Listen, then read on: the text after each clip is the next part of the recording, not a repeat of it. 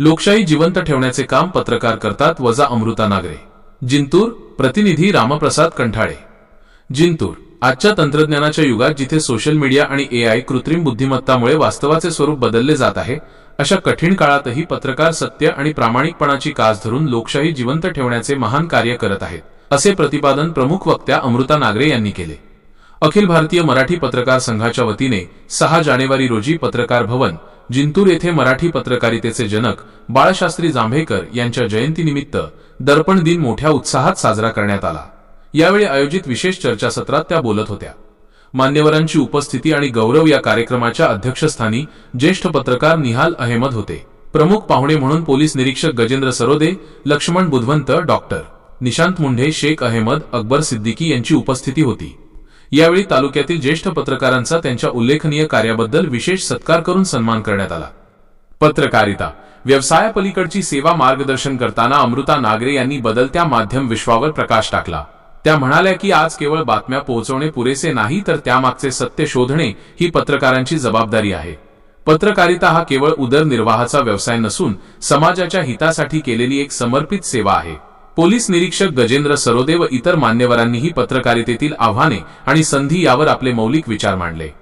नियोजन आणि यश तालुका मराठी पत्रकार संघाचे अध्यक्ष बालाजी शिंदे सोस्कर, अजमत पठाण, एकनाथ चव्हाण, शेख नयमुद्दीन यांच्यासह सर्व सदस्यांनी हा कार्यक्रम यशस्वी करण्यासाठी विशेष परिश्रम घेतले.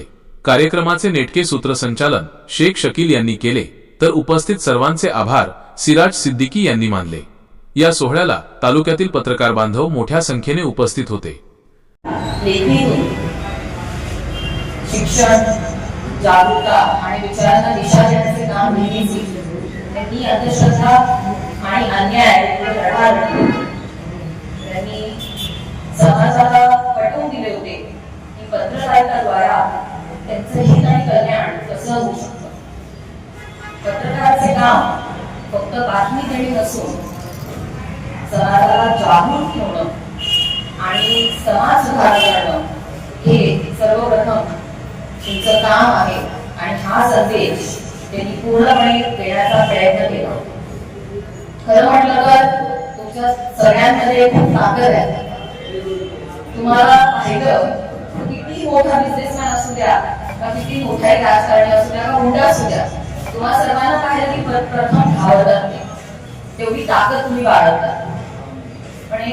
आणि आजकाल आपण पाहतो इंस्टाग्राम आहे, फेसबुक आहे किंवा एआय जनरेशन आपण म्हणतोय जे आलंय, ज्यामध्ये आपण तिथे उपस्थित नसलो तरी पण असं दाखवलं जात आहे की तुम्ही तिथे उपस्थित आहात. म्हणजे असं धोकादायक किंवा घातक जमान्यामध्ये पण तुम्ही धाडसीने तुमचे काम इमानदारीने पार पाडता.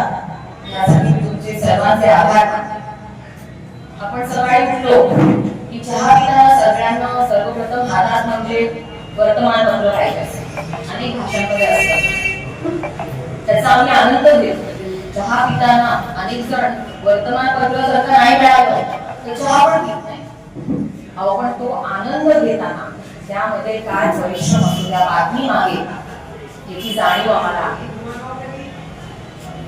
मी तुम्हा सर्वांचे आज परत एकदा वंदन करते आणि आभार मानते. आणि मला खात्री आहे की जेवढ्या इमानदारीने तुम्ही नेहमीच तुमचे काम करत आहात, तशाच इमानदारीने तुम्ही पुढे पण तुमचे काम करत आहात. माझे सासरी स्वर्गीय पुंडलिकराव नागे साहेब आज जरी आपल्यासोबत नाहीये, मला पण त्याच्यासोबत किमान फक्त 2 वर्ष मिळाले, त्यामुळे मला गोष्टी सांगू शकले पण अनेक गोष्टी नाही सांगू शकले.